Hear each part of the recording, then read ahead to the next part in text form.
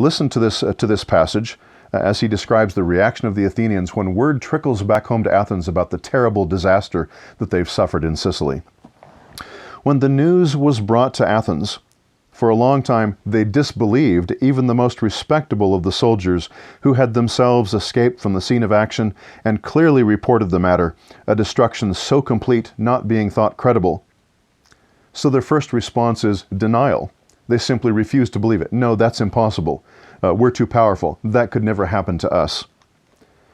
When the conviction was forced upon them, they were angry with the orators who had joined in promoting the expedition, just as if they had not themselves voted it, and were enraged also with the reciters of oracles and soothsayers and all other omen-mongers of the time who had encouraged them to hope that they should conquer Sicily. So after they're finally forced to accept the truth of the news, now their second reaction is anger and passing the blame on somebody else. They blame the orators and the soothsayers, and Thucydides says, as though the Athenians had not themselves voted for this invasion. Already distressed at all points and in all quarters, after what had now happened, they were seized by a fear and consternation quite without precedent. It was grievous enough for the state and for every man in his proper person to see so many hoplites, cavalry, and able-bodied troops, and to see none left to replace them.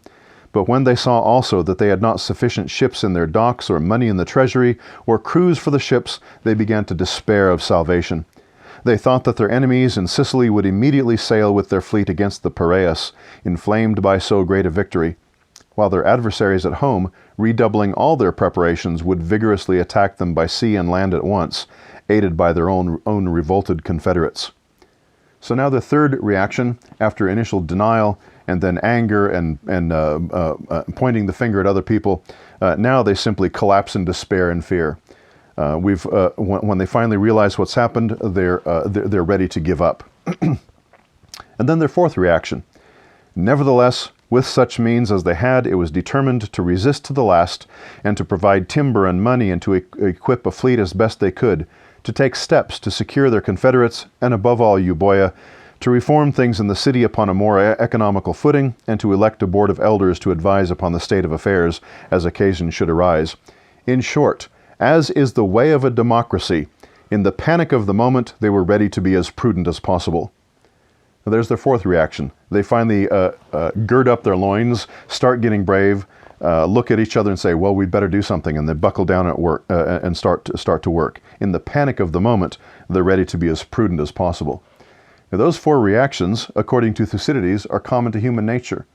Initial denial when a terribly bad report reaches us, and then anger and willingness to blame everybody but ourselves when we're the ones responsible, and then fear and despair and groaning in misery, and then finally momentary and temporary prudence.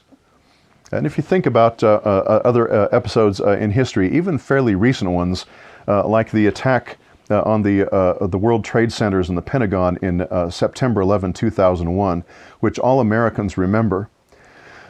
Many people remember the response of America after that attack. Everyone was glued to their television the first day, watching video footage of planes flying into the World Trade Center. It was unbelievable. The horrific nature of the attack was simply astonishing. Many people simply couldn't accept that it was real. It didn't take long for the reality of it to impress itself on us, and then there's great anger. We're looking for who the culprits were. Who can we declare war on? What can our president and Congress do? And then the third reaction, probably mixed, maybe even contemporaneous with the first two reactions, is fear and despair. Since we didn't know who had done this, we're not sure whether it might not be about to happen again in another city tomorrow. Who knows? There's a terrible insecurity and terrible fear when you don't know who the enemy is. And then finally, most Americans who were adults at the time will remember the attitude in almost every American town and city for the next few weeks. Flags flying in front of homes and businesses. God bless America on the reader boards of businesses. People ready to tighten their belts, ready to go to war, ready to get along with each other. Everybody beaming at his brother on the streets. There's good fellowship and so on. But how long did all that last? After a few months, and certainly after a couple of years, we go back to our old ways. So as is the way of a democracy. In the panic of the moment, we're ready to be as prudent as possible. Now, for me to draw a parallel like this is precisely what Thucydides has said he wants us to do. At the beginning of the book, in his philosophy of history, he says, since human nature doesn't change, although everything else may change, human nature doesn't. And so what we see the Greeks doing in this war is the sort of thing that we will always see in history happening.